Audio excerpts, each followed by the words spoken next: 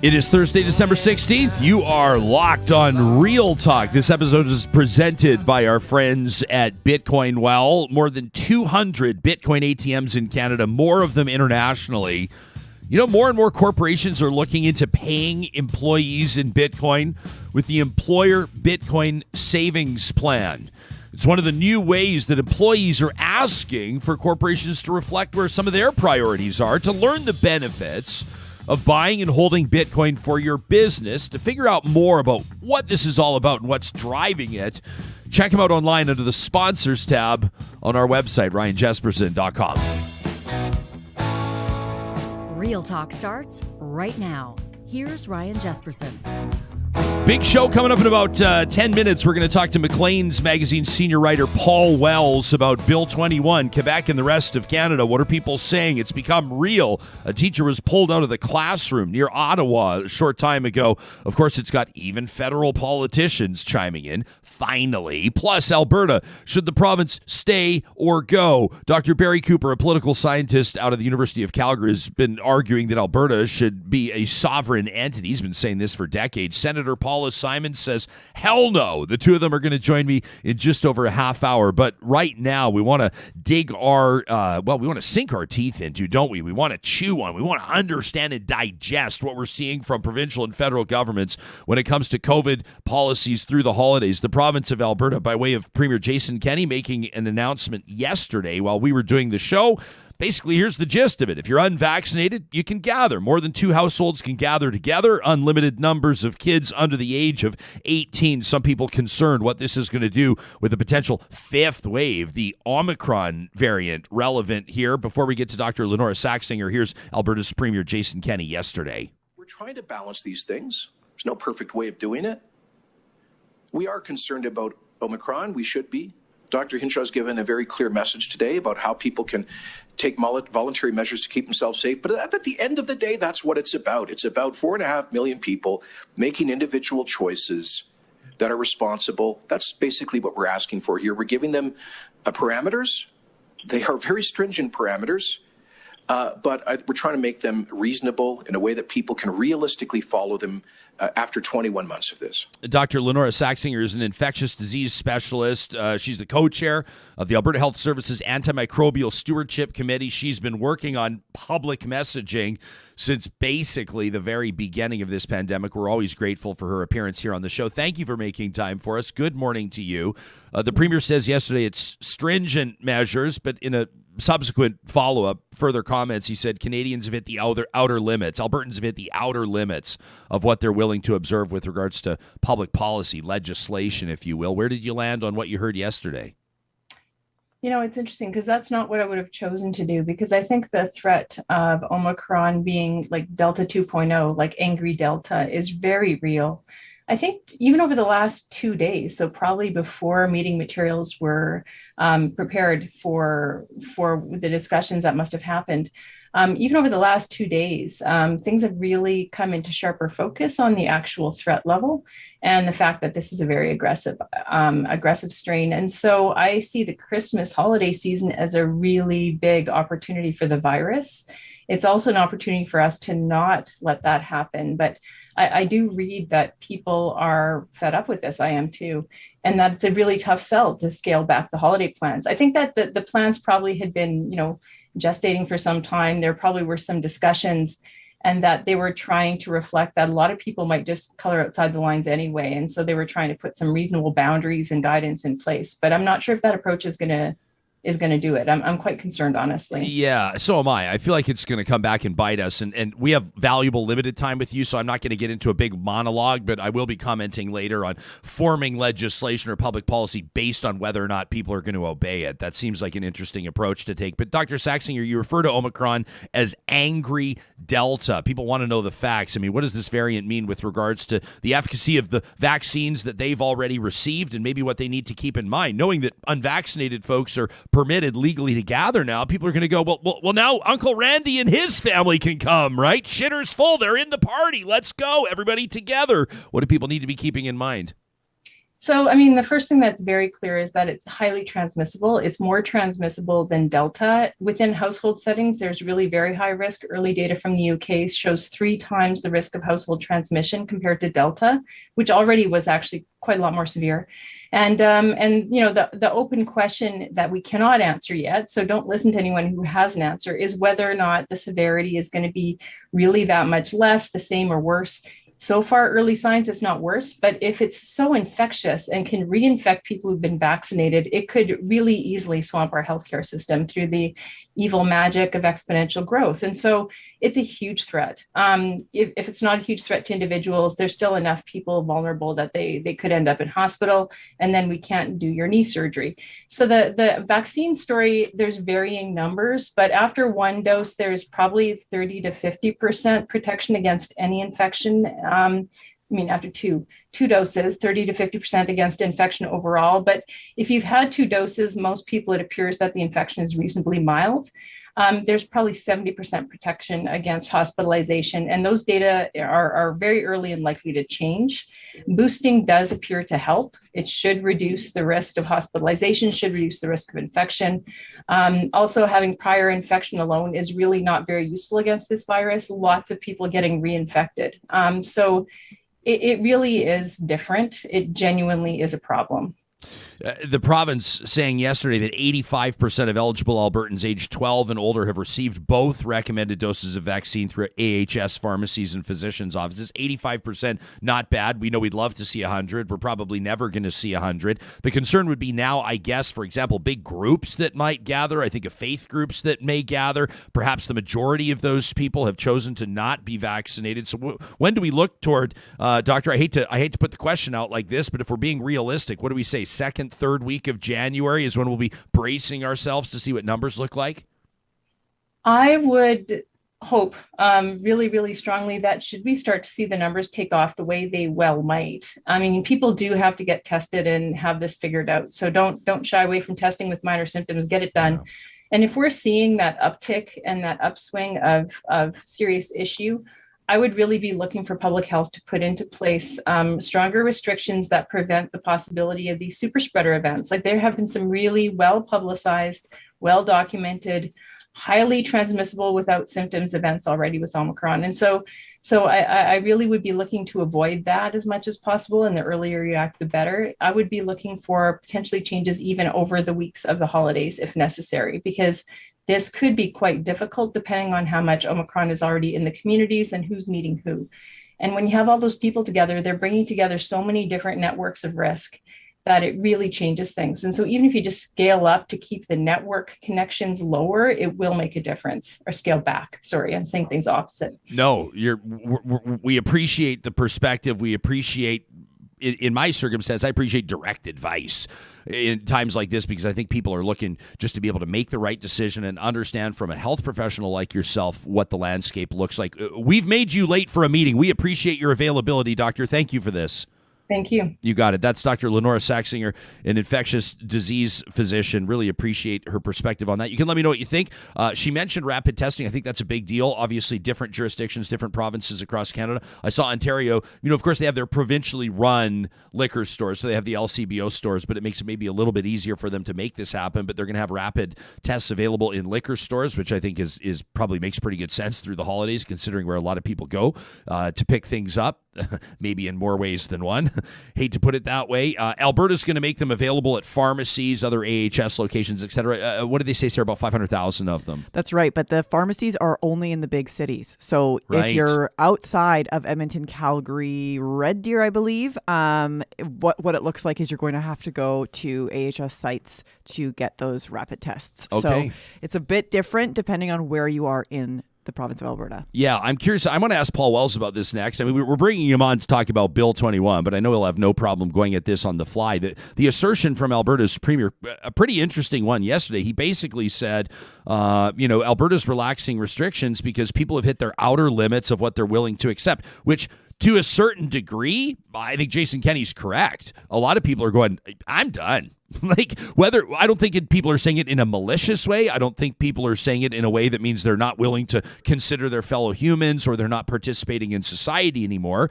But people are going, I've done what was asked of me. I've worked from home. I've got both my shots, and we're going to Mexico, or we're going to Maui, or we're having a family dinner, or we're having Christmas again. I'm sick of it. I'm done.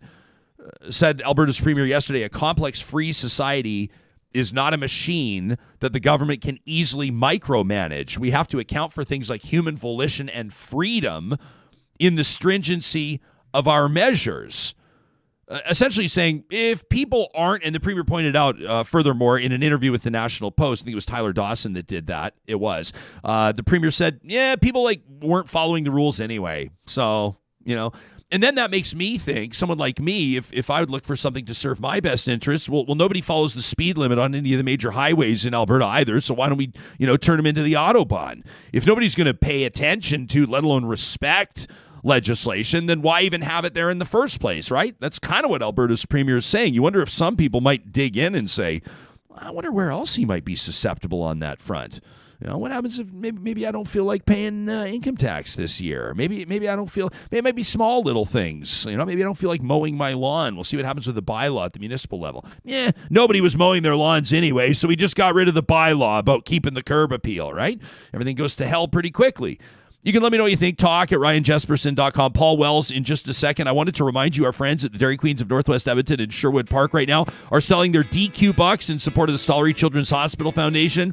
They just hit $1 million raised for the Stollery, and apparently that's not enough for this crew. So they're keeping their foot on the gas. A $5 donation at any of the Dairy Queens of Northwest Edmonton and Sherwood Park gets you $5 in DQ bucks. So basically it's a wash for you, and $5 goes to the Stollery. Don't forget, holiday log cakes are also on half price. All you have to do is mention our name, Real Talk Ryan Jesperson, at the Dairy Queens of Palisades, Nemeo, Newcastle, Westmount, and Baseline Road.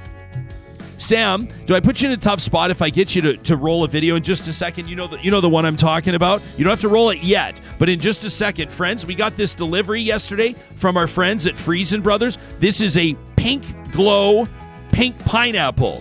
It comes in its very own box. There's like a holiday card in there. I absolutely love it. It's a card that you can fill out to let the person that you love know why you're giving them this with your warmest wishes. It's the tradition of gifting holiday fruit. Check these things out. They look pretty normal, right? At first glance, they look like your average pineapple. But Sam, let's roll it from the Friesen Brothers Insta story. These go on sale tomorrow, these pink pineapples. Check them out. They're like this, what would you say, Hoyles? Like a salmon pink inside? Oh, yeah. They're probably going to say, maybe don't invoke salmon when you're talking about our pineapples, but kind of rose gold. Kind of like a rose gold. Nice. Very on trend, Hoyles. Very well done. They go on sale tomorrow. Limited time. They're like $20. These things were selling in Tirana. We saw for $40 at the Maple Leaf Gardens grocery store. You can get them at Friesen Brothers, these pink pineapples for $20. We love. Tomorrow in the spot, we'll tell you a little bit more about the tradition of gifting fruit. All right, well, this next guy is basically who a lot of people go to make sense of sometimes complicated political stories across the country. It's why Maclean's magazine has him there trusted as their senior writer, and we are always grateful when we have a chance to check in with Paul Wells. Returning to the show, good morning to you, my man. Thanks for making time for us. Thanks, Ryan. How are you? Yeah, doing all right. I want to talk to you about Bill 21, obviously, your piece out on December 10th, but Alberta yesterday making these announcements around the holidays. In the context of COVID, the Prime Minister talks to all the premiers the night before, Tuesday night, basically says, listen, we got to take this seriously. There's going to be some travel restrictions. The message needs to be a consensus across the country. And Alberta, among the first to say, nah, we're going to lax them a little bit. People can gather through the holidays. The Premier says it's because people weren't following the rules anyway. Where are you at on this? I'll be honest, this to me is one of the bigger gray areas. I don't see this necessarily right now in black and white. How about you? Yeah, I'm big on gray too. I'm glad there are not going to be too many travel restrictions because I'm coming out to Calgary with my wife on the weekend to visit the in-laws for Christmas. So I'm glad no one's going to make me feel bad about doing that. There's huge fatigue. I remember actually in the very first days of this pandemic, I called an epidemiologist in Vancouver. Like this is in April of 2020. And this guy said, the likeliest thing to happen is that we're going to be able to maintain this lockdown for a few months, and then we're all going to come out of our caves. And our bodies still aren't used to the virus, and there's going to be a second wave, and probably bigger than the first wave. And I listened to this guy and I said, first of all, I don't believe that. Secondly, there's no way I can print that because people would string me up. And then it turned out to be an understatement of the problem that we're all facing as a society. This is 2 years later. And I'm being as good as I can. I'm trying to get my booster shot booked. It's not as easy as you would hope it would be in Ontario. But I understand the sentiment that, people have been through a lot. I just think that emotions are one thing. The virus doesn't care about your emotions. The virus doesn't care that you're tired of restrictions to lockdowns. The virus is really dumb. It's going to exploit any opportunity it has. It's going to come at you if you let it. And so I try and encourage everyone, including my own family, just keep your emotions out of it. If experts tell you that one course of action is safer than another, you should strongly consider following that advice. Yeah, I agree. Same as you. And full disclosure, call it real talk, keep it real. I'm also going to be on my way to Calgary for holiday gatherings to be in touch with family. And we've already talked about it. Everybody there is going to be vaccinated, with the exception of the kids that are too young to qualify. And typically in past, if and when we've gathered in family, even outdoors, we've done the rapid test before at our own cost, because obviously we want to make sure in particular that we don't get my parents sick.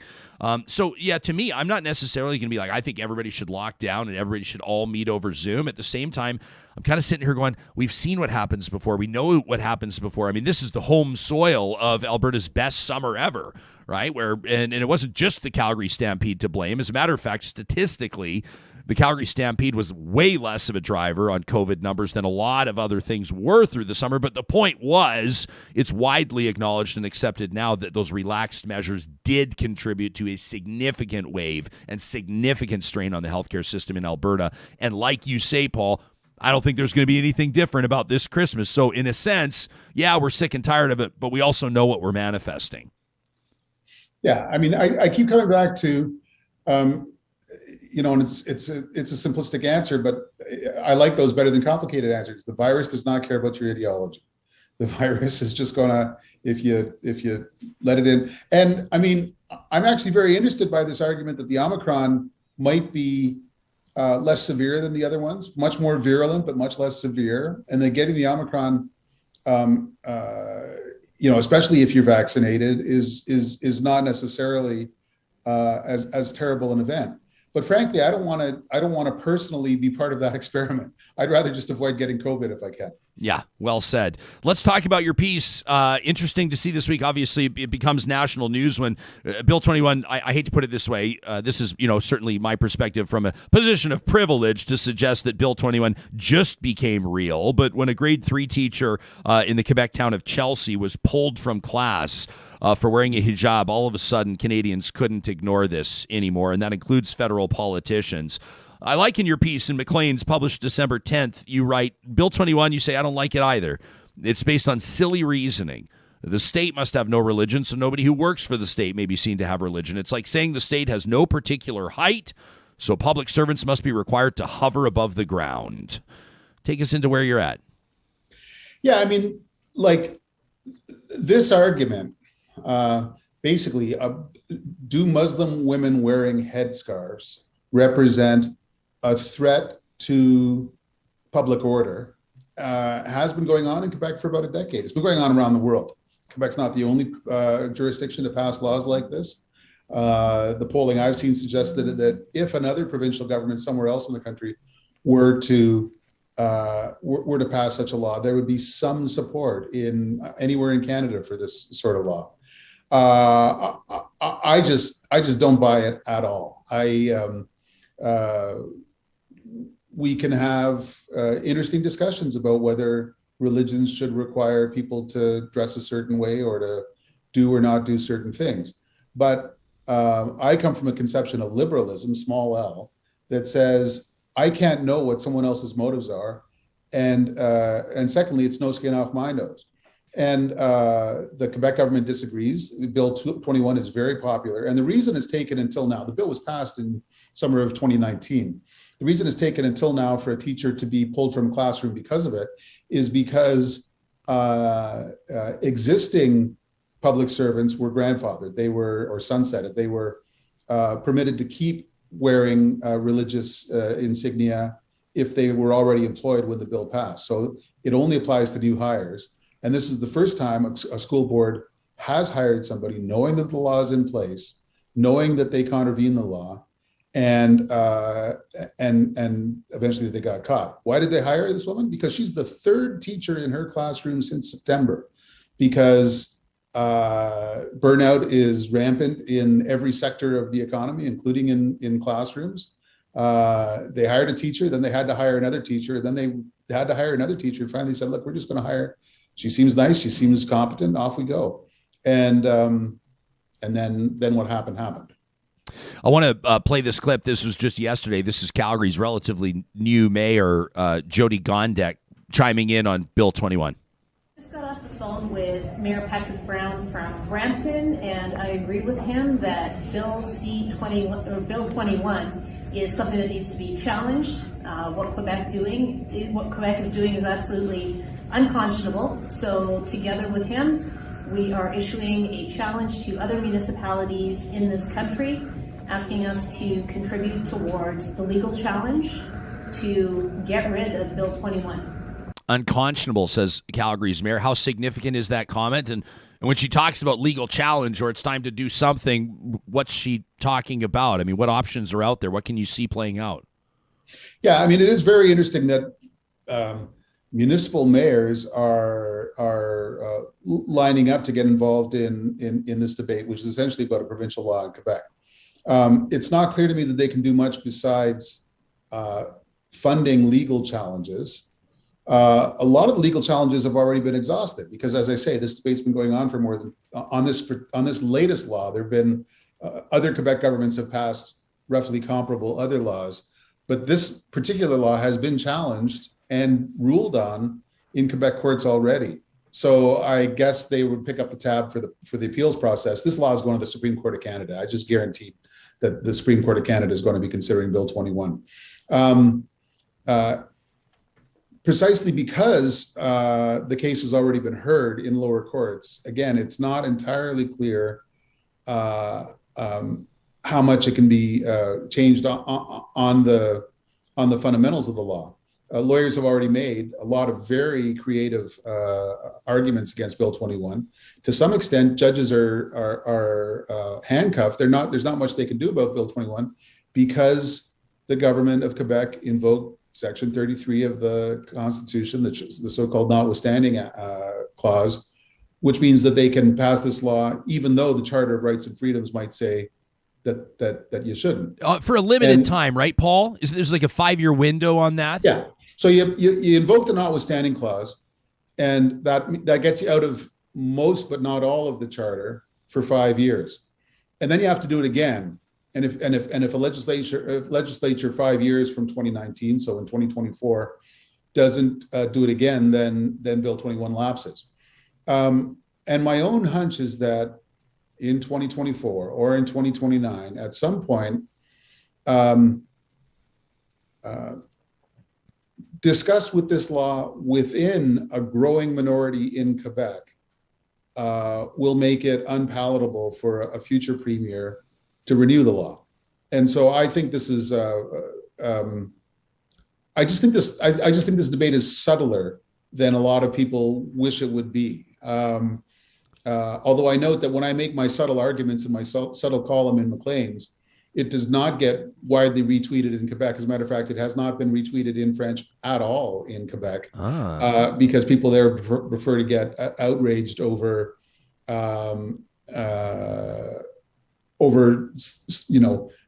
more exuberant columnists who are calling Quebecers racist and stuff like that.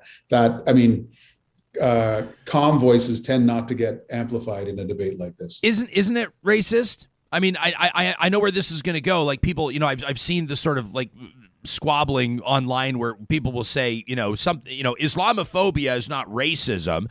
It's focused at a religion. And then people will say, I don't see like a lot of blonde, blue-eyed Muslims named McVitie. It's just not the way that it goes. This may be about religious insignia, but it affects Muslims and perhaps maybe Hasidic Jews. I don't know. Perhaps Catholics wearing a crucifix, maybe, but disproportionately this impacts Muslim people. Yeah. As I say in the column, it's funny to think about a law like this. The cost is never carried by somebody named Cote or Tremblay or Wells. Mm-hmm. Is it racist? People should feel free to call it racist. People should feel free to call it bigoted. Judge Blanchard in Quebec Superior Court, who handed down his ruling on Bill 21, saying that he couldn't do much about it because of the notwithstanding clause, used the word discriminatory 71 times in his ruling. So clearly, now sometimes he didn't call it discriminatory 71 times.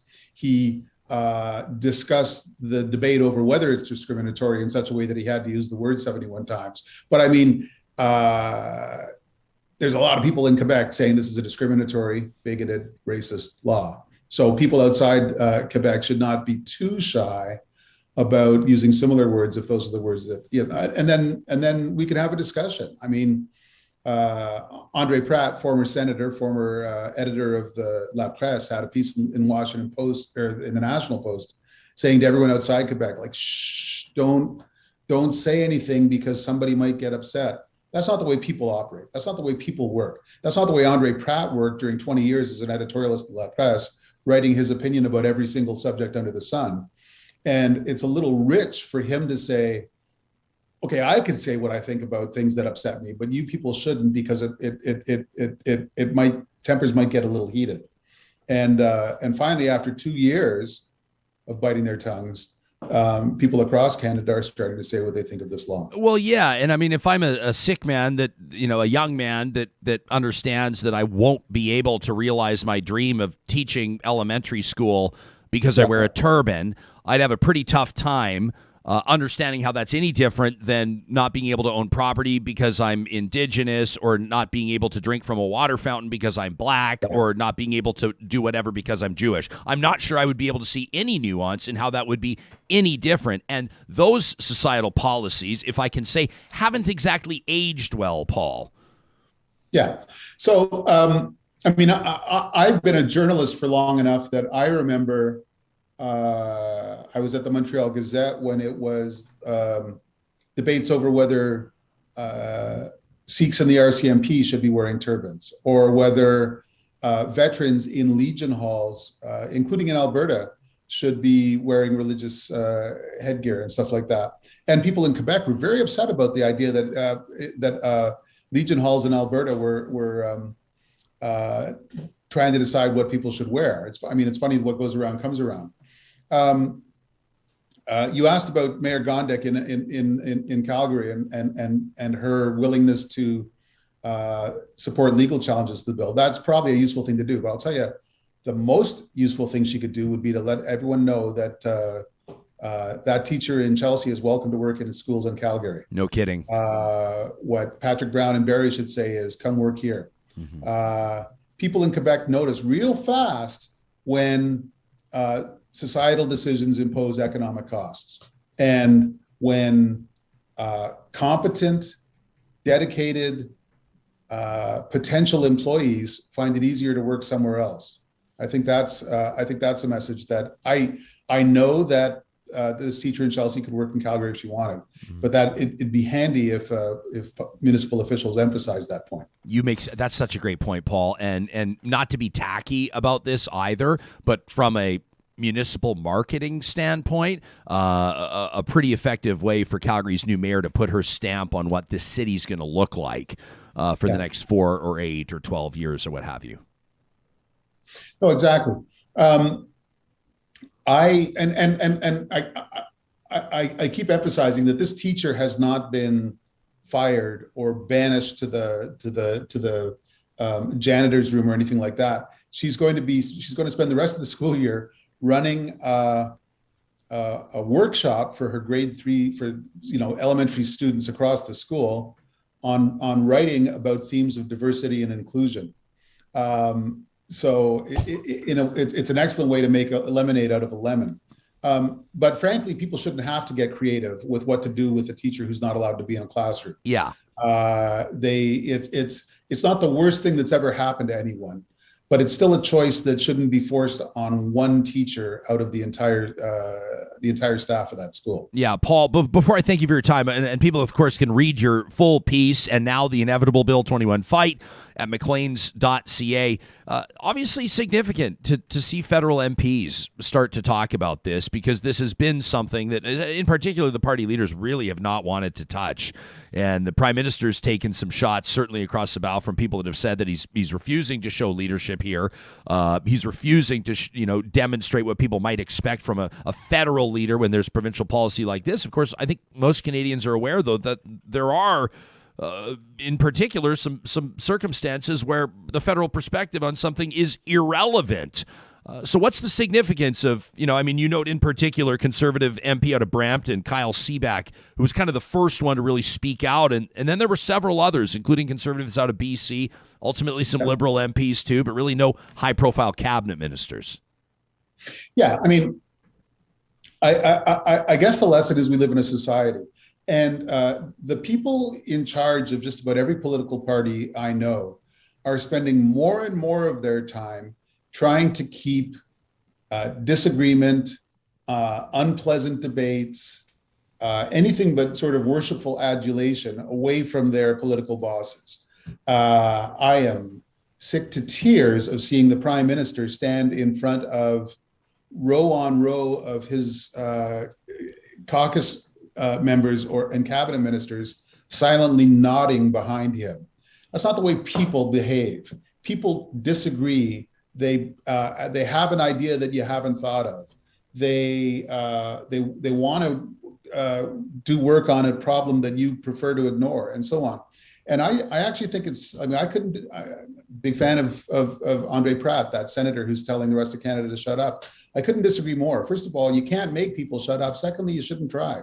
What we need in this country is more people having an opinion about things, not fewer. And what we're seeing is that when more people have an opinion, politicians are forced to sit up and listen. Paul Wells, senior writer, Maclean's Magazine. Always great to have you on the show, my man. We appreciate it. Thanks for having me on. Yeah, you got it. You can check out Paul's piece again at macleans.ca. I want to reference something. I like hitting comments like this head on. Fatima says, you want real talk? She's in our live chat. She says, I hate that there's no hijabi representation here. Sure, fair point. We've discussed this on the show before with, hijabi representation, Fatima, and you know that our door is wide open to feedback. This is a continuing conversation. Just today, Paul is, in my mind, one of the best writers in Canada, and he took this on particularly on Canada's largest publishing platform, maybe aside from the Globe and Mail. Maclean's Magazine wanted to pick his brain on it, but absolutely 100% real talk. Appreciate that. You can be in touch with us anytime. If you'd like to get ahead of where we're going with our guests and who we're bringing you on the roster, you can always send us an email to talk@ryanjesperson.com. Our thanks to Paul Wells for that. I want to remind you that we're partnering with Poppy Barley this month to give you even more reason to invest in their new kind of luxury when it comes to men and women's shoes and boots, house accessories, some beautiful luggage. They've got, even their little Poppy Barley keychains are so top notch. You can tell our family is a big fan of Poppy Barley. Right now, if you go to poppybarley.com or their brick and mortar shops, Market Mall in Calgary or Southgate Center in Edmonton, the promo code REALTALK is going to get you $25 off of a minimum $100 order, but there's only 30 of them. So they might be gone already. We announced this a couple of days ago. I'm assuming they're not. I'm going to let you know. Today's the best day to act on this at poppybarley.com. The promo code REALTALK gets you $25 off an order, minimum order of $100. I've known the ownership group, Kendall, Justine, the sisters behind Poppy Barley for years. I'm huge fans of the way they do business. They support workers in fair conditions, family-owned factories in Mexico and Europe, in particular hiring women. This business is built by women, And I can tell you that their men and women's footwear is the most comfortable stuff you're ever going to wear in your entire life. It's why I wear my Poppy Barleys every single day. You can check them out at poppybarley.com. Our Real Talk wine partner of the month is the team at Kendall Jackson. This was a big deal, I know, for the team at Kendall Jackson when they were named Green Company of the Year by the drinks business. They recognize global sustainability leadership in the beverage industry. You can check them out online at kj.com. You can visit the Kendall Jackson Winery, take a tour. You can understand more about how sustainability actually plays out, not just a buzzword. You know, their wines are produced with a third less water than industry standard. What? It's true. Their entire bottling procedure is run by the largest solar generator in the wine industry. How cool is that? Plus, the wine is fantastic at a price point that virtually everybody can agree. It is bang for buck with Kendall Jackson. I've been really enjoying the Cabernet Sauvignon as of late. Also wanted to let you know that if you're looking for a way to really infuse some holiday spirit into your next couple of weeks, the Edmonton Symphony Orchestra is ready to step up. They're thrilled to be playing again, and you can check out the upcoming shows online at winspearcenter.com. They've got a holiday gift guide there, ESO concerts, education programs, and a whole lot more. Plus, starting tomorrow night, a traditional Christmas. If you want to hear carols, you want to really get into the spirit, the Nutcracker Suite will be featured. That runs December 17th through the 23rd, plus the Holiday Magic from December 18th through 22nd under the conducting of ESO's chief conductor, Alex Pryor. That's the 22nd, the 18th through the 22nd of December. And, of course, Hollywood for the holidays after Christmas, just before New Year's, December 28th through the 30th. All the Hollywood film music that's just brought to life in symphonic sound, including Disney and the big blockbusters, Star Wars, Harry Potter. All the details at winspearcenter.com. Youth tickets start at $15. Adult tickets start at $25.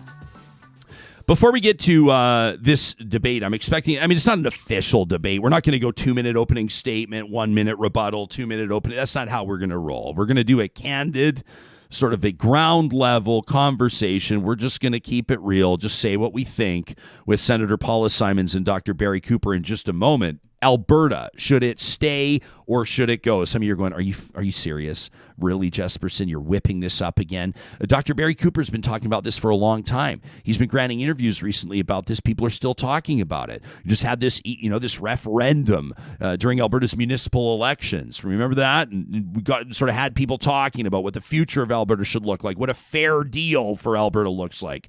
We're going to get into that. But I have some really exciting family news that I wanted to share with you all because I get to hang out with you every single day, and we experience the highs and lows together and the joys and the sorrows, and it has been our family's absolute honor this morning to let you all know on behalf of our little guy, Wyatt Rudy. We posted this photo on my Instagram, on my Twitter. You can see it, that he's going to be a big brother. And we're super duper excited about this. Wyatt is absolutely over the moon thrilled.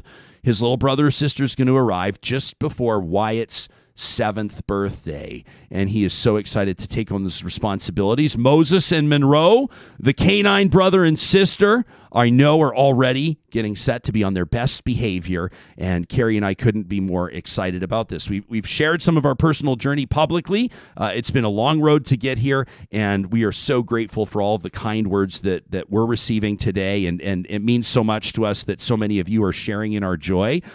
A shameless plug for Carrie's site at carrieskelton.com.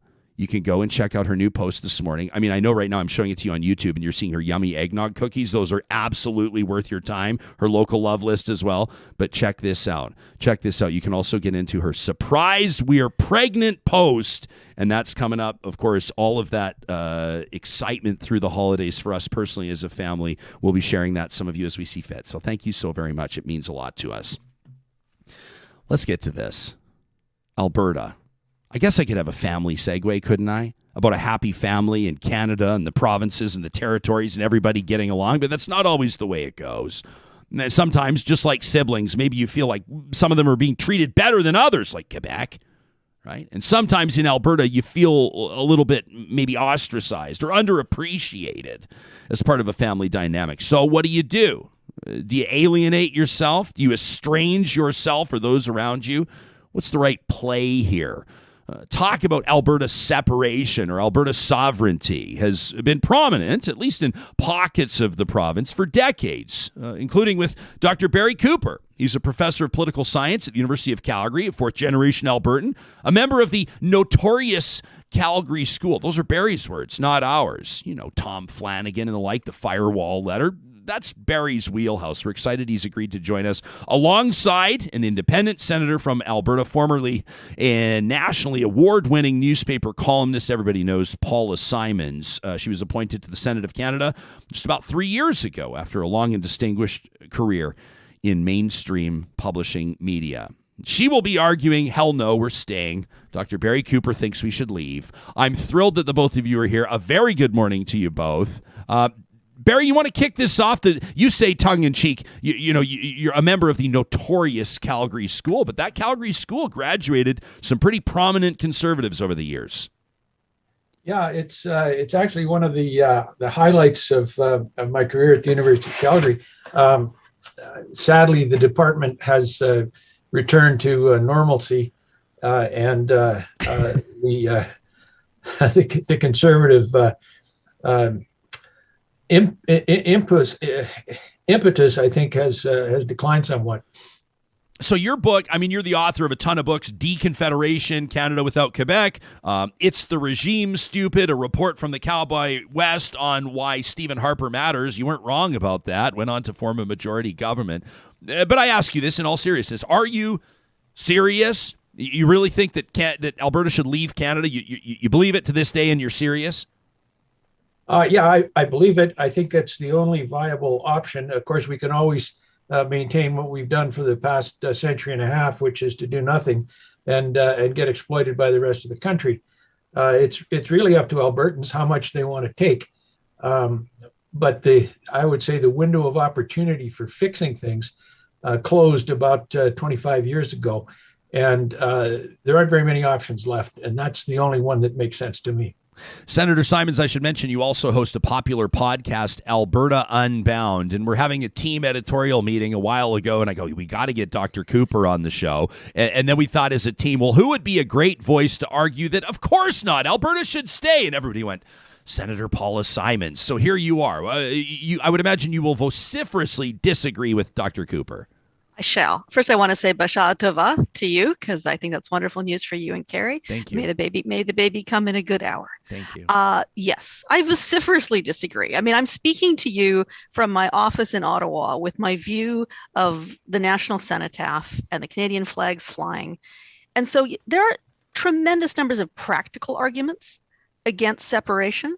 But maybe I want to start with the philosophical arguments, which are that I think most Albertans are very proud to be Canadians. They are proud to live in a country under the Charter of Rights and Freedoms. They are proud to live in a country that is tolerant and open and diverse. I got the chance as a senator to travel from Prince Rupert to St. John's and every province in between. This is a miraculous country which exists as part of a unique cultural experiment. And, I sit here, I look at the Canadian flag flap, I get verklempt. It's part of something in which I think Canadians take immense pride, and Albertans are proud Canadians. Now, there are many practical reasons why separation would be foolish for us economically, legally, politically. We are a small economy, 4 million people. We are landlocked, and yet we rely for our economy on the success of our exports. If we were to separate as a landlocked country, we would be forever beholden to the rest of Canada and to the United States to get our goods to market. And we wouldn't have the leverage we have as an equal province and confederation. We'd be a vassal state. So we'd be forever coming cap in hand whenever we wanted any of our goods to get to a port, for example. We would be scaring away investors and head offices. You only need to look at what happened to Montreal when Quebec started even talking about separation and the flight of capital and the flight of talent from the city. Is that what we want for our economy? We would lose out on human resources too. Alberta is a place that relies on workers from around the world and across the country to fuel our economy. If we cut ourselves off from the rest of Canada, what do we do when we want workers who fly in and out from Newfoundland and Nova Scotia and Saskatchewan and Northwest Territories? Are they going to have to go through border controls? I mean, that's going to be incredibly detrimental to our economic growth. Are we going to scare away immigrants who are going to say, well, why would I move to this little landlocked parochial place when I could be part of big, wonderful Canada? So what would we do to our ability to attract human capital? Everything from the federal, the health transfers that we get, our Canadian pension plan, the daycare money that we've just signed off on. I mean, we would be cutting off our noses despite our collective faces. And finally, there are the political difficulties. We are a province that is part of Treaty 6, Treaty 7, and Treaty 8 territory. Those are treaties between the Crown of Canada and the First Nations. What happens to our First Nations, to our reserve lands within the province? How would that work? And finally, I don't know about you, Ryan, but I am a third generation Albertan from Edmonton. My husband is a fourth generation Albertan from Edmonton. I think that makes our daughter a fifth generation Albertan. I don't get the perception that a lot of people in Edmonton are terribly interested in this as a proposition, and especially young people who see themselves as global citizens who want to be part of something bigger, not something smaller. So I suspect that even if everybody south of Red Deer wanted to leave, I'm dubious that anybody in Edmonton, the provincial capital, is all that full-throatedly excited about the prospect of separation. Dr. Cooper, would you agree with Senator Simons about potentially changes in thought or conviction around this based on geography within the province? I suspect that she's correct about people in Edmonton not being as enthusiastic as Calgarians and people to the south. But listening to her, it was Paula. That was so yesterday. It was like the way my dad used to talk. He was very proud to be a Canadian as well. But the times have changed. If we could get our product to the world market, none of this would have happened. It's because of the government of Canada preventing that through, say, canceling Northern Gateway, the tanker ban, all the stuff that everybody in this province knows. That's the problem, but it's the culmination of, as I said, about 150 years of exploitation. We would be we haven't even been a province for 150 years, no, so that's interesting math. But there were people living here who became Albertans, who were exploited initially by the imperial government in London, and then the same law was taken over by the government of Canada, and they treated us exactly the same way. That's the big problem. We are not seen as equal provinces. We never have, and by golly, I don't think we ever will be. Now, we're landlocked right now. How long do you think it would take us to get a corridor to Prince Rupert? About 10 minutes. If we were dealing as a sovereign power with the people in British Columbia, it would happen overnight. That's a fascinating analysis. I serve on the Senate, the Standing Senate Committee on Transportation and Communications, and we dealt with Bill C-48, which was the tanker ban. I have previously served on the Energy and Environment Committee that dealt with Bill C-69. I can tell you that the obstacles to building a pipeline to Prince Rupert cannot just be waved away. There are issues of Indigenous sovereignty. There are interests of questions of environmental interest. And I fail to see why a New Democrat government in British Columbia would be any more amenable to helping a free and independent Alberta build a pipeline than they were when we were part of Confederation.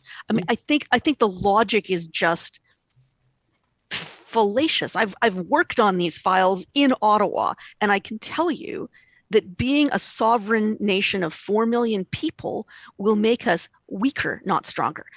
I know Albertans and I know Alberta culture. We are not a province of quitters. We are a province of fighters. I think it is our role to stay in Confederation and fight. And I can tell you, Professor Cooper and Ryan Jesperson and all of you listening today, when I joined the Senate, I was kind of amused to see how many senators from how many other provinces also believe that their province is uniquely hard done by. I think this is a real weakness in Canada. We are a nation of teenagers whining and moping. I mean, people in every province, in every territory, every single one, even in Ontario, the people from Northern Ontario feel hard done by compared to the center of Ontario. I think even Torontonians feel hard done by because they say they don't have enough seats in Parliament to represent their population. We can't just be a country connected by a profound sense of regional grievance. We need to be a country that unites to lead forward and to lead the world. And Alberta has to take a leadership role, the way Peter Lougheed did, coming to Ottawa, demanding a fair share for Albertans, recognizing the historical inequities that Dr. Cooper is absolutely right about, like Alberta's control of its natural resources that we fought long and hard to achieve. But the best way to get the best deal for us is to stay in the game, not to take our ball and leave the field. The problem, Paula, the problem is that Laurentians are not interested in dealing with us fairly. They never have been, and I don't think they ever will be. You probably have heard the CPR runs through Calgary. That is a huge bargaining chip with respect to Canada, and certainly with respect to British Columbia. We should probably inspect every train that comes through to make sure it doesn't have pollution underneath it. I mean, there are all kinds of things. The rats. We have to keep out the rats. We certainly have to keep out the rats. Yeah, but we would have so much more bargaining power if we were independent, particularly with respect to BC. And quite frankly, I think a lot of Albertans think of Laurentian Canada as a kind of foreign country anyhow.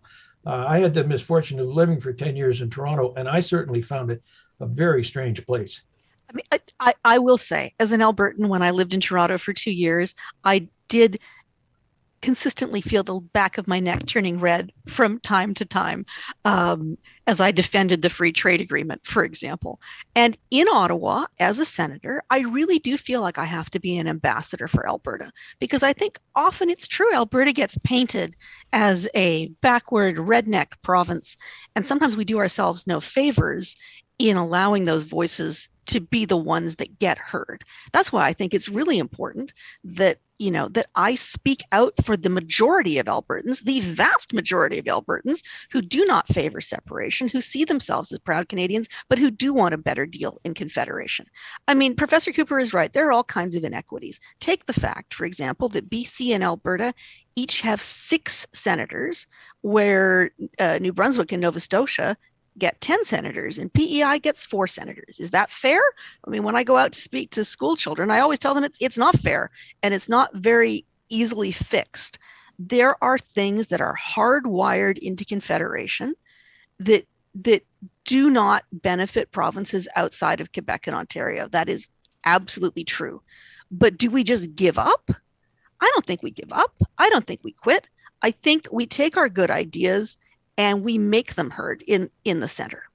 Barry, Paul, it's not about ideas, and it's not about fixing Confederation. It takes 2 to tango, and Laurentians have no interest in talking to us as equals. Barry, like, where do you? I want to like really dig into it so people can truly understand. Like, when we say Alberta's not getting a fair deal, I mean, here, like, let me obviously insufficiently sum it up, and then I'll hand the baton to you. But I mean, people oftentimes will talk about pipelines that haven't worked out, or proposed pipelines that have been quashed, whether it's by corporate interests or whether it's governments or whether it's the courts, whatever. We've talked about that a lot. But that's obviously, what people will invoke most prominently is talk about pipelines. There's talk about Alberta sending a bunch of money to Quebec, which we know is inaccurate. Canadians pay federal income taxes just like anybody else. Albertans typically have earned more, and so they have paid more. That's how taxes work. And people say that's unfair. I mean, we could debate that, I guess. I don't know what people are looking for. If they want to get paid less, they can pay less tax. But when you say it's unfair, when you say the Laurentians, I mean, I'm assuming you mean the Montreal and downtown urban Toronto Liberals, you say they don't want to deal fairly. Where are you seeing that manifest or evidence itself right now today? Well, if they were interested in dealing with us fairly, then all of the things that Paula and I have said about these various inequities wouldn't be there. We wouldn't have anything to complain about. We would have pipelines, and we would probably have, I mean, the equalization is a lot more complicated than just sending money from Alberta to Liberals in downtown Toronto. Because that's not, in fact, how it works at No, all. That's the way it's seen, though. And of course it's not. There's a huge number of complications with right from the beginning with equalization. But I mean, you get so far into the weeds right away that I don't think that that's really a useful way to go. Anyway, my major point is that if we have nobody to talk to, then it ain't going to happen. It takes two to tango, and we can't just say we want to be good Canadians. No, if they want us to be, what do we call them? Maybe dependent Canadians, or what C.B. Macpherson used to call it, quasi-colonial dependency, which has been there from the time of Rupert's Land. Well, yes. I mean, we are built on a colonial model. No one knows that better than the First Nations and Métis, who were the founders of Alberta. No one knows better that the West was seen as a cask of riches that could be exploited to benefit Central Canada. That history is all correct. The question is, how do we move forward? I do not think that we can tell ourselves that the illusion that we can turtle, pull in our legs, go under our shell and say, okay, we're going to be our own country now, is a viable way forward. It's not viable politically, and it's not viable economically. So then you have to say, okay, if that doesn't work, how do we address the systemic injustices that are baked into the history of Canada? How do we address those injustices for all Canadians and all Albertans, including First Nations and Métis? I think the answer to that can't be to sulk. It has to be to engage. And I think that we can see times in our history where that engagement has worked. We've talked about pipelines. Well, it was Edmonton's current mayor, Amarjeet Sohi, that brokered the deal with First Nations along the path of TMX. TMX is being built right now. But we also have to think about, what does Alberta's economy look like in a post-carbon world? Forces well beyond the control of the Canadian government or the Alberta government are having a paradigm shifting impact on the role of oil and gas in the world's economy. So how are we going to be prepared going forward? We can't just say we're the blue-eyed sheiks and we've got all the oil and gas and we can fund everything. We have to be prepared for Alberta to move forward into a new economic paradigm. And for that, we're going to need national support, national connection, national engagement, access to national markets, access to international markets, and access to all the best talent in the world. Dr. Cooper, let me ask you this. In your estimation, if we're speaking frankly, does Alberta's position on this strengthen or weaken based on the strength or weakness of the global oil prices, the strength of the energy industry? I mean, in my mind, Alberta loses pretty significant footing when the oil industry languishes. Would you acknowledge that? Yes, of course it does. It's the main industry in the province. I don't think that we have to accept these projections of what might happen 50 years down the road as having much relevance for the next 10 years. There's certainly, everything I've read, we've got at least 30 to 35 years worth of nothing but carbon-based economies. That means oil and gas. It also means, in this province, it also means coal. We have 800 years worth of coal. And, if somebody wants to buy it, and if we can get it to them, the thing is to say electricity. Well, to say that we've got 30 years worth of an economy doesn't strike me as a very good footing to go forward into nationhood. I mean, my daughter is 24. I would like there to be an economy more than 30 years out for her and my possible prospective future grandchildren. And for Ryan's, newbie coming into the world, I suspect he would also like there to be more than 30 years of a solid economy for the babe on the way. A country is a big undertaking, and the days of blood and soil nationalism, the kind of ethnocultural nationalism that led to so many conflicts around the world, should not be a model we want to import into a contemporary 21st century Alberta. I remember back to the days of Cascadia, because I am old. I'm not quite as old as Dr. Cooper, but I'm still old. I'm old enough to remember the Cascadia movement and Gordon Kessler and Doug Christie and all of the people who advocated for an independent Alberta in an argument that had lots of baked-in racism and anti-Semitism to it. I don't think that's the way people are thinking now necessarily. The anti-Semitism of that early separatist movement, I think, has greatly diminished. But I think we have to be extremely careful about what is the philosophical underpinning for our putative future country. It can't just be because we're grumpy. We need something that would be somewhat more inspiring and inclusive than that. Yeah, Barry, and I want to respect both your time, and obviously we'll kind of wrap this up. We didn't expect that we would solve all of this or that we would come to consensus and instruct the Alberta government on how to move forward with this, put the feds on notice here. But Barry, like in closing, do we acknowledge that different generations may feel differently about this, and in so many ways, as you suggested at the outset of this conversation, that the window for Alberta to get a fair deal closed about 25 years ago? Has the window for Alberta to separate done the same thing? No, it's the only thing that's left open. And I, quite frankly, I think that Paula's looking ahead will just mean more exploitation, and maybe Albertans are going to put up with that. Who knows? We'll certainly find out. I think it's not really up to I've got a nosebleed. Yeah, I just noticed that. No. No, this is like out of nowhere, Barry.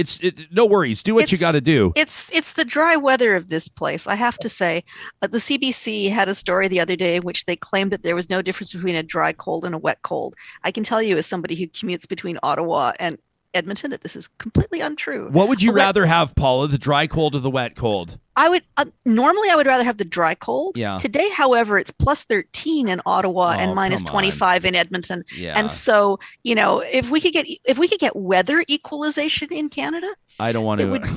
Jeez, that might be easier to accomplish, actually. All things considered, it might be easier to accomplish. Well, listen, we knew that this would be a great exchange of ideas, an entertaining exchange of ideas. I did not suspect that one of you would emerge bloodied, but indeed that has happened. Now I feel guilty about that, too. Listen, I love these types of conversations. I know that some people will think, Barry, that you're bang on. Some will think you're out to lunch, and same goes with you, Senator. What matters to me... That comes with the territory. It comes with the territory. You're talking to one of Alberta's most prominent and controversial public intellectuals, and you're talking to a senator, a politician. So we know. There you go. Well, listen, I was looking forward to welcoming you both to the show.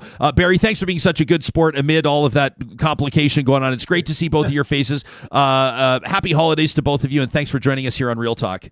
Thanks, Ryan, and congratulations. Thank you both so much. Thanks, Barry. Appreciate that. Thanks, Paula. Yeah, that sucks for Barry. It's like, what's he going to do? It's out of his control. But yeah, the back and forth there. I'm going to be honest. I think it's, I've been very upfront and open and straightforward on how I feel about Alberta separation. I think it's a fool's errand. I think it's ridiculous. I've been on the record many times saying that. And quite frankly, Dr. Cooper, as much of a likable guy as he is, did not offer to me anything that I haven't heard before in so many ways that I would be convinced to believe that Alberta should leave. I think that the treaty point, it can kind of just stop right there. The point about the treaties, 6, 7, and 8, market access, Paula made a good point there. And I know that some folks, if you participate in these debates online, some people will say, there's like a United Nations guarantee. It's kind of funny because it's all the people that think that you should dissolve the United Nations that will reference the United Nations. And they'll say, no, there's like global policies that you can demand market access through other countries. And we've talked to lawyers, I've done radio interviews before, and they've said, that's bullshit. That's not true at all. And in no way would Canada be entitled or forced to allow Alberta to have market access by way of pipelines or rail or anything else. And if the rest of Canada or Canada did that to this new country, Alberta or whatever it would be called, they'd probably call it like prosperity or something. They'd give it some name. With the new flag would just be like an oil derrick, and I don't know. But the new country would not get a better deal as an independent. Listen, we're not going to pay into equalization anymore. We're not going to contribute anymore. But now we would like a better deal. It's not going to happen. The cost the prohibitive nature of the cost of establishing your own military. I know the premier's kind of flirting with this, talking about the provincial police force and the provincial pension, neither of which he campaigned on, which is worth mentioning. The delivery of healthcare and education without the support of federal coffers. Disproportionately, Alberta has paid, more income tax, generally speaking, than other provinces, like we said, because we've earned more. And so that's how it goes. And, you can sit there and say, well, great. So that means that, we don't have to pay into equalization. So we earn more in Alberta. So, ratio-wise, we're going to have more to spend than we would if we were part of the rest of Canada. Yeah, maybe for now, right? We may have 800 years of coal supply. What did he say, 800 years? Was that what he said? Or am I inventing the number? It was like he said something like 800 years. He said 800, like 30 years of oil and gas. And we're not the type to believe that cars are going to be off gasoline or we're not going to be heating our houses with natural gas like next year. I don't believe that, but we are in a transition. You look at what the big corporate giants are doing. They are transitioning. They know that if they want a longer shelf life, they have to evolve and they have to move forward and capitalize on it. Right? It's like, it's not TransCanada Pipelines anymore. It's TC Energy, right? That name change is a big deal. And it references, like Calgary, even Calgary slogans, right? What's Calgary's slogan now? I think, be part of the energy, right? It's an energy capital. Hoyles, you make a good point. What was it, the story we were following? I know you won't maybe have the details right in front of you, but New York City made an announcement this week. This is just kind of an interesting one. Becomes the largest city in the world to ban gas heating and stoves in major structures, in major buildings. There's going to be huge implications, for example, for restaurants. Absolutely. That ultimately means it's going to go electric. So you're going to have electric heaters, electric stoves, electric, all that jazz. And it's for new builds. So really, it makes it so that is the trajectory. That is where the focus is, moving away from oil and gas. Now, someone right now is listening to this show and they're screaming. They're going, where do you hippies think that electricity comes from? It comes from coal. And some of it does. But I think that we would all be morons if we believed that big cities like New York or provincial or state or federal jurisdictions are going to start invoking or introducing policy like that without considering that we're also talking about more sustainable forms of electrical generation, right? Whether that's nuclear, whether it's hydro, whether it's whatever the case, and obviously there's even work happening right now in Alberta transitioning more toward natural gas. People will say, well, that's not the end game, but it's environmentally less harmful than some of our current protocols or some of our current methods. So yes, it's all a transition and a journey. I've got time, I guess, to participate in these fun debates. We're the ones that presented it. It was an exercise for, we'll call it infotainment. It was infotainment today, but if I was, it was Mills Lane, the boxing judge, I think, Judge Mills Lane, who went on to have the TV show. I think I'd be awarding that one to Senator Simons today. Fair enough. But I really think that, it is coming up to the holiday season. We are, depending on how people decide to voluntarily follow what said restrictions are put out there, we are going to be having family gatherings or seeing family members, and people don't necessarily be able to see eye to eye on all things, including what Canada and Alberta's relationship is. So I think this gives people a chance to more fulsomely understand what the arguments are. And have ammo when they're going. I was just going to say, so what we're doing is we're giving you like 10 contentious talking points to absolutely blow up your family holiday table. No. Everyone's like, hey, Norma, may I compliment you on your sweet potato pie? And then the real talker in the room is going to be like, so you guys think Alberta should separate? No, it's merely acknowledging that, what's his name? Uncle Larry. Uncle Larry is not invited to our holiday gathering, unfortunately. Well, he'll drunk or sober, Larry is not invited anymore. Because he always brings it up. Larry made his bet. He's got to lay in it. So now, he's going to bring it up. So now you actually have some, contextualized information that you can bring in. You are informed. You can be the smartest person at the party because you rock real talk, and you can let them know when you drive in, your vehicle. If you arrive in a vehicle with our vinyl sticker on the back window, like we got one from Jerry yesterday. Jerry wrote in because I let him know I'm going to read his email at some point this week. And if I can find 40 minutes, Jerry, I'll read your email this week to the rest of the audience. But in all seriousness, Jerry's such a beauty. And I wrote him back and I said, you got to know how much we appreciate engagement like this. He goes, oh, you want to see? And then he emails me. They've got their 2 family vehicles, both of them with the Real Talk decals. He's got his Real Talk bourbon bottle. I'm going, attaboy, Jerry. We love it. Hey, speaking of our Real Talk bourbon, Sam, can you show off? I mean, this is going to be for the benefit of the people that are watching us on YouTube. Otherwise, you can go check this out on Instagram. This is like maybe the most beautiful photo that I've ever seen in my entire life. I mean, aside from our family pregnancy announcement photos that we shared earlier today, but other than that, check this out. Absolutely beautiful. This is from Sean Kincaid, who shared this photo yesterday. Absolutely beautiful. Got his hands on a Real Talk bourbon bottle. And Sean was letting us know what he thinks about it. And I was pretty excited to get into it because he has a bit of a review there, doesn't he? And Sean was saying to us, after posting the beautiful photo of the bottle, he said, this is a winter warmer. A winter warmer.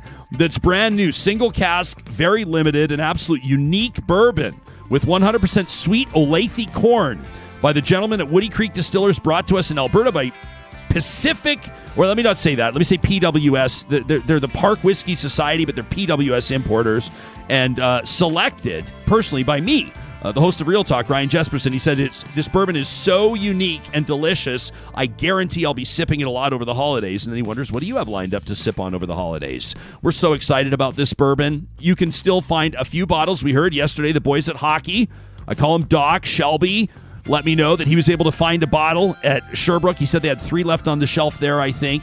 We've got some at Whiskey Drop in Edmonton. They'll ship. And then we've got Vine Arts down in Calgary. Please do show them your business and ask for the Real Talk Cask #1 bourbon by Woody Creek and us.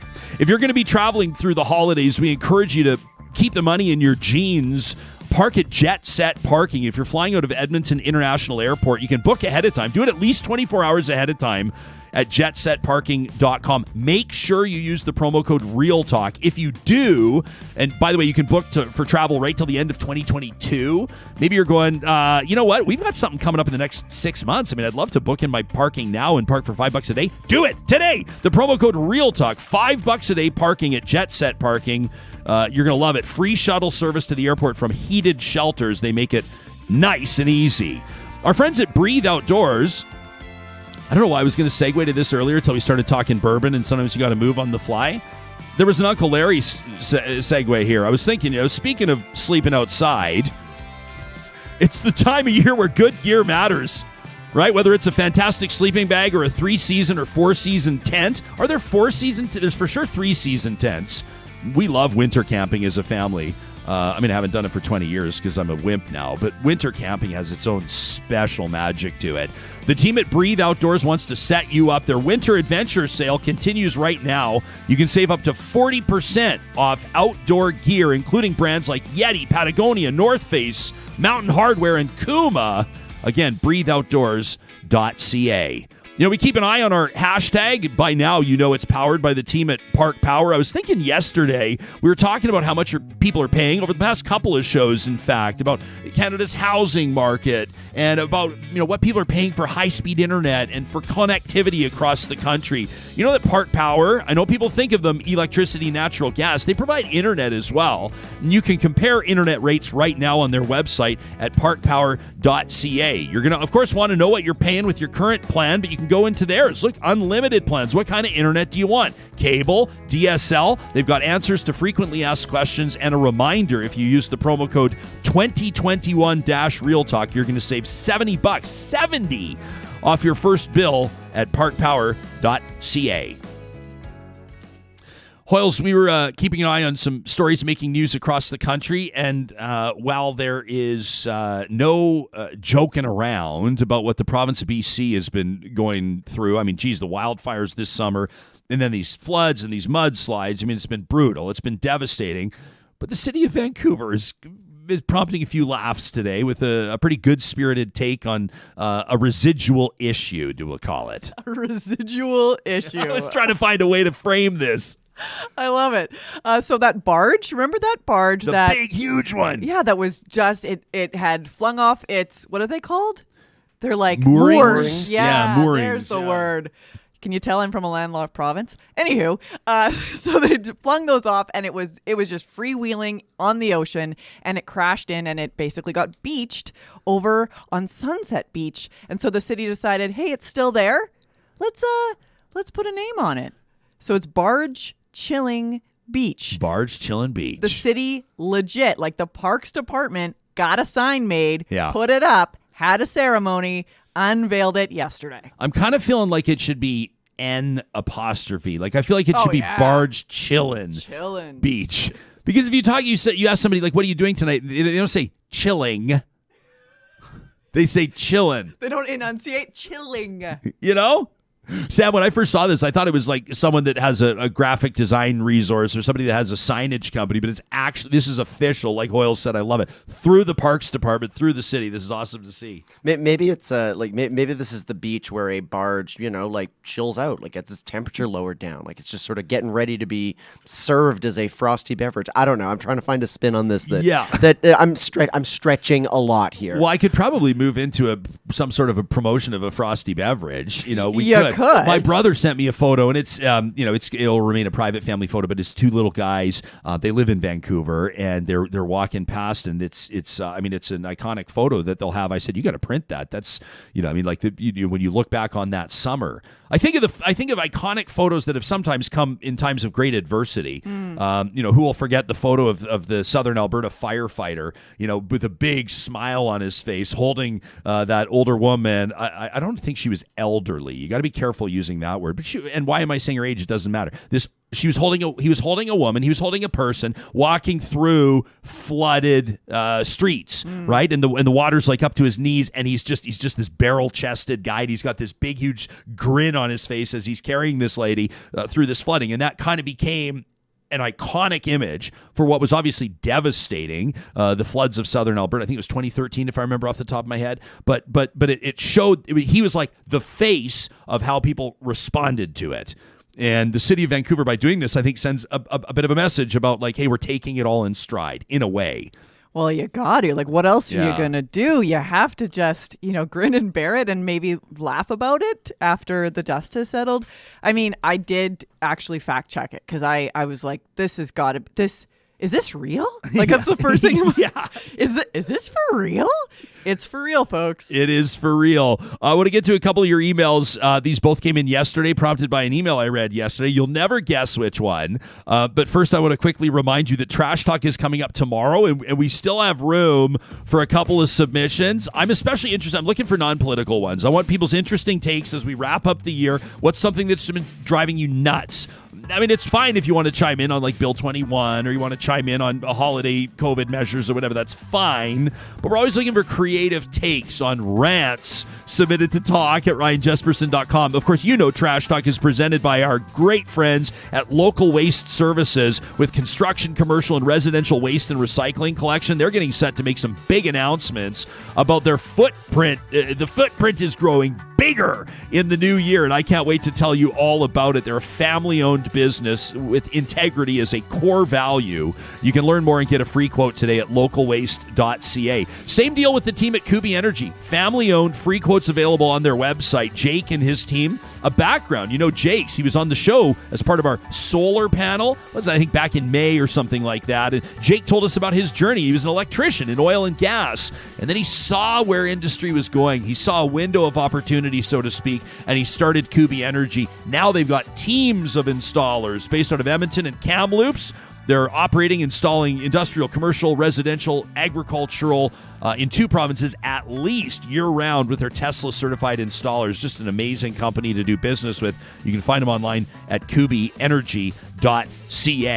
And I want to remind you as well about Eden Landscaping, bringing outdoor spaces to life. I talked to Mike the other day. He goes, what would be great for people? He said, I know holiday seasons are busy and stuff like that, but in January, it's the perfect time to start thinking about getting your ball rolling when it comes to that big, ambitious project. You want to reinvent your front or backyard. You want to have that space ready for summer to entertain, to enjoy with the kids, family, whatever it is. Maybe you're hosting a big wedding anniversary, something like that. Now's the time to get in touch with Mike. Start talking about what your vision might look like. He's got a great idea of what supply chain constraints look like. Some of these construction materials might take 2-3 months to get here. Now's the time to place your order. You can find Eden Landscaping at landscapeedmonton.ca. We read an email yesterday from Cy, from PSY. I hope I'm pronouncing that correct. I think Cy, right? PSY, wrote in to talk about his perspective on abortion. We had a round table, or a bit of a discussion on it. Maybe not a round table, but a discussion on what's going on down in the States, the significance of some states' laws and challenges to the Supreme Court and what it means in Canada. And pretty interesting and informative exercise.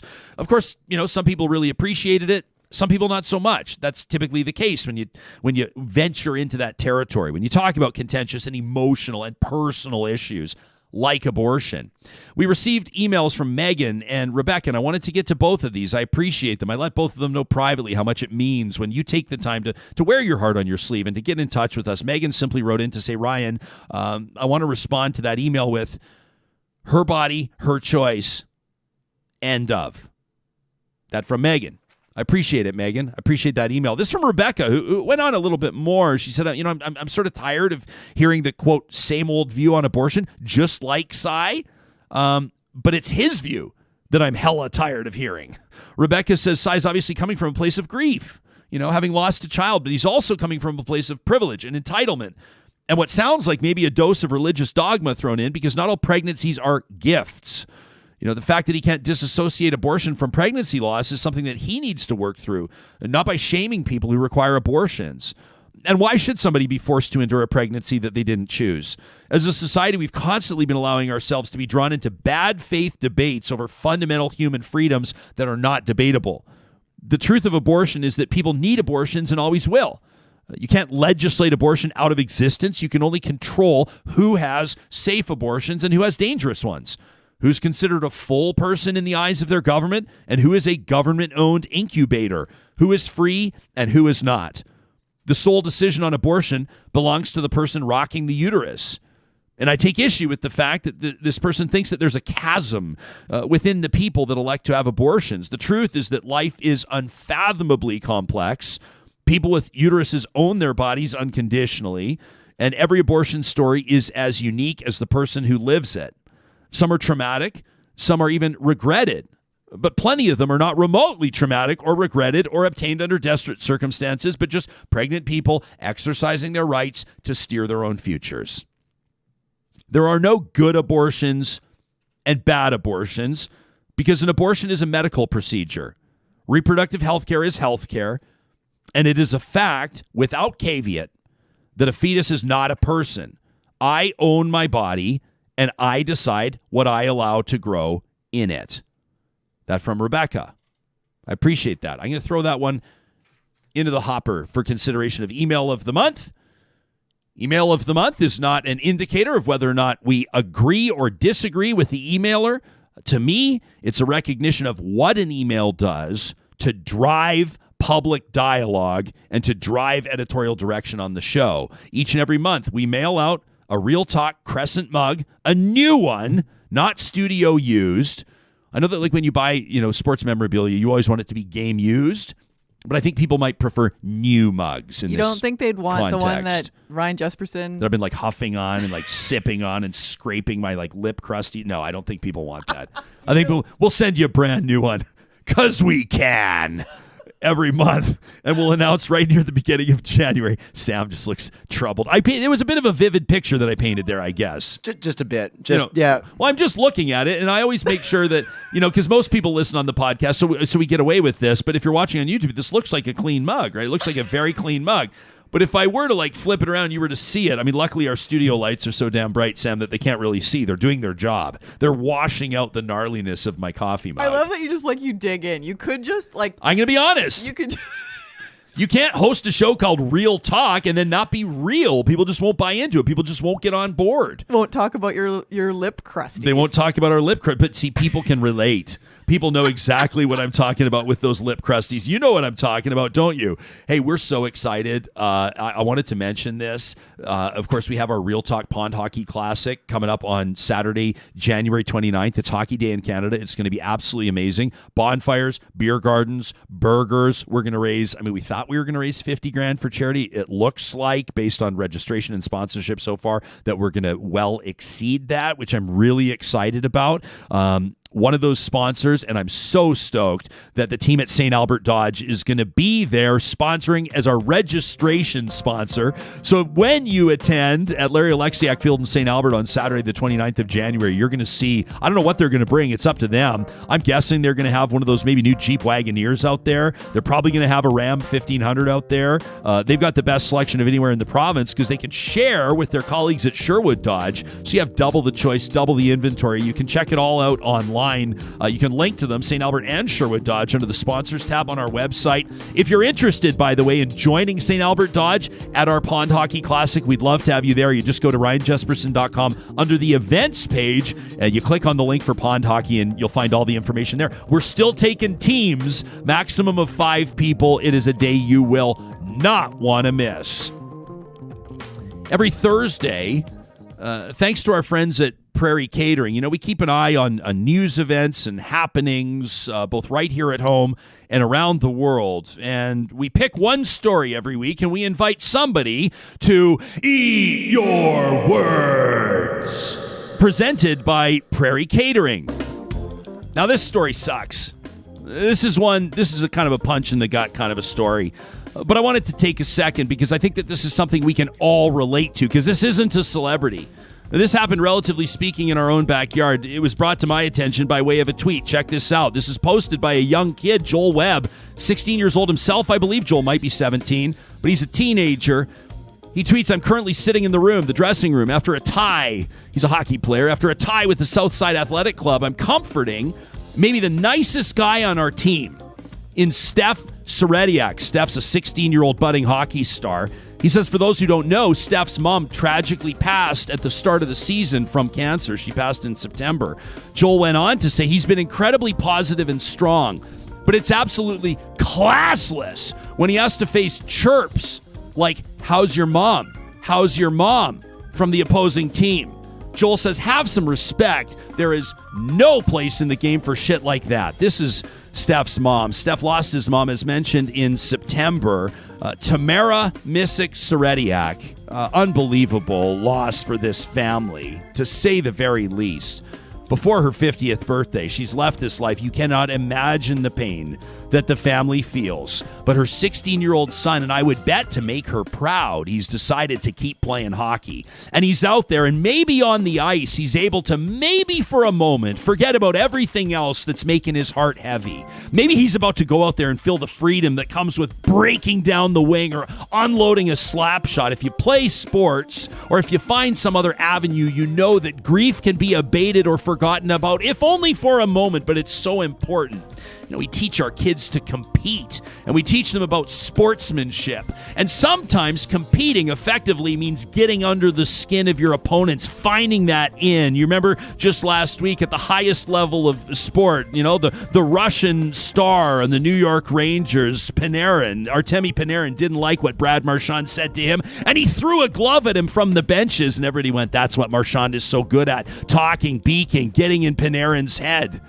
But this goes too far. I shouldn't even have to say this. You know who needs to be saying this? It's the other hockey parents, it's the coaches, and it's players, teammates like Joel Webb, who stood up. And in addition to comforting his teammate, Steph, he went to social media. So this could be on all of our radar as a reminder that there are lines that must not be crossed, and they include people's family members, alive or not. This is deplorable, despicable, and it must not be tolerated at any level of sport or anywhere else. So Steph and the Serediak family, much love to you. We stand with you. Plus, we're hoping for all the best with your hockey season this year.